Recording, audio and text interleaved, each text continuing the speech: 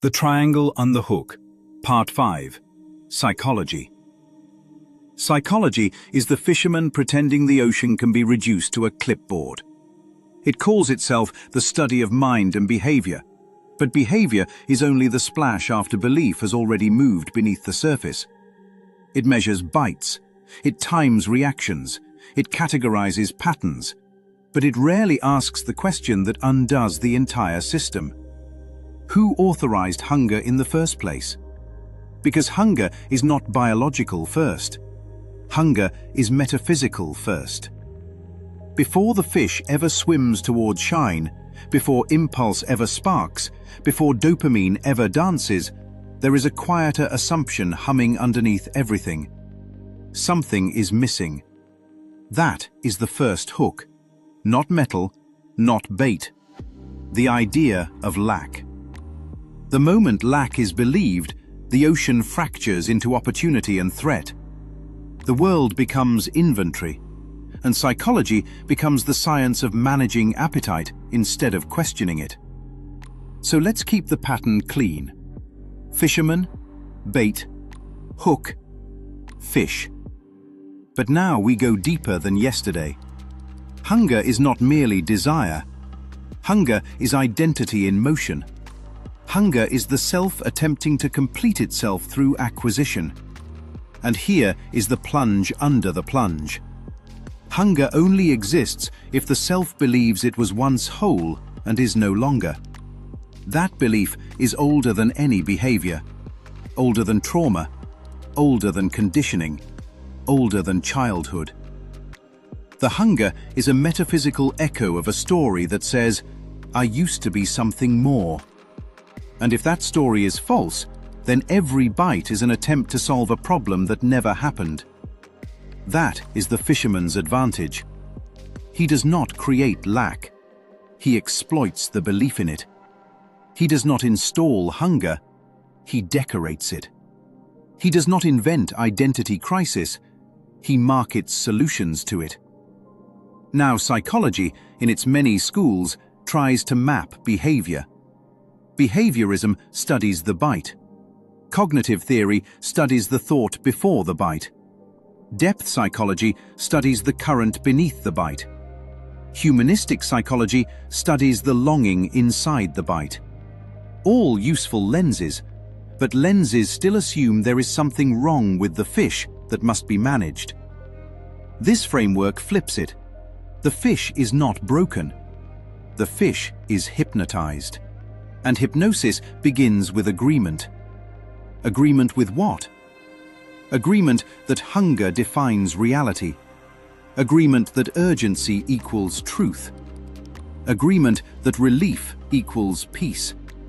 But relief is not peace. Relief is just the temporary quiet that comes after obeying hunger. Peace is what remains when hunger is no longer believed. That is a different dimension entirely. Now here is the devastating reframing of identity. Identity is not who someone is. Identity is what hunger is trying to protect. Read that again slowly. Identity is the story that justifies the next bite. I am ambitious. I am wounded. I am anxious. I am driven. I am lonely.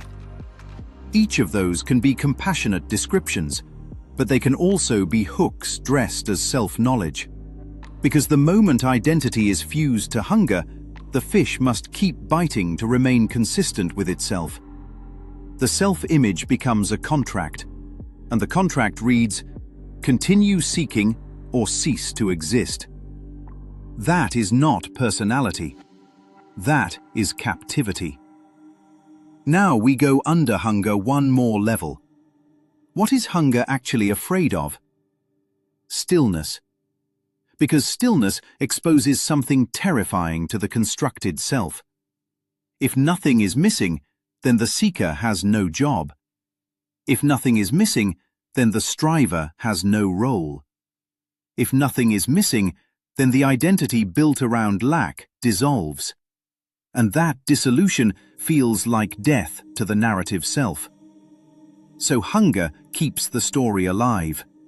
Bite after bite, goal after goal, relationship after relationship, achievement after achievement, argument after argument, all of it saying, I am still here because I am still lacking. Psychology, when it remains on the surface, tries to optimize this cycle. It teaches better coping, better regulation, better reframing.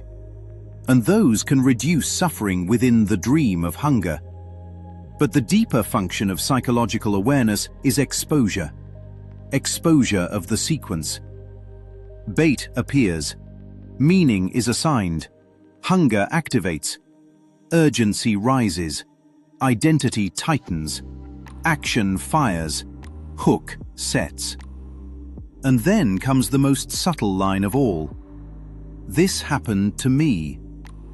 That sentence seals the illusion, because the fisherman cannot hook a fish that does not interpret the bait as salvation. He can only mirror belief. He can only read appetite. He can only shine light on what the fish already decided was worth chasing. And here is the line that exposes everything personally. Every time urgency feels holy, the hook is already in your mouth. Not sometimes, every time. Urgency is the perfume of hunger, and hunger is the voice of a self that believes it is incomplete. So what is real psychological freedom inside this framework? Not self-control, not discipline, not becoming a better fish. Freedom is the space between hunger and obedience. Freedom is noticing the rise of compulsion and not calling it identity. Freedom is letting shine be shine without turning it into destiny. Freedom is watching the narrative self panic at stillness and not rescuing it with another bite. That is not passivity. That is sovereignty. The fisherman's entire profession depends on collapse. Collapse of space between desire and action. Collapse of thought into impulse. Collapse of stillness into panic. But when hunger is seen as a belief instead of a command, something radical happens. The ocean stops looking like opportunity. It returns to being water. Bait returns to being metal. Hooks return to being tools, not promises. And identity loosens its grip on survival through seeking. So psychology, at its Michelin star level, is not the study of behavior. It is the revelation that behavior is downstream of belief, and belief is downstream of identity. And identity, in this world, is downstream of a single metaphysical assumption. I am not whole. Undo that assumption, and the entire fishing industry collapses. Because a fish that does not believe in lack cannot be marketed to, cannot be seduced, cannot be psychologically maneuvered, cannot be emotionally weaponized, cannot be hooked. And when hunger finally goes silent, not suppressed but understood, the strangest thing occurs. Nothing is added. Nothing is improved. Nothing is optimized. But something false falls away, and what remains does not need bait. It does not need hooks. It does not need identity to justify its existence. It simply is.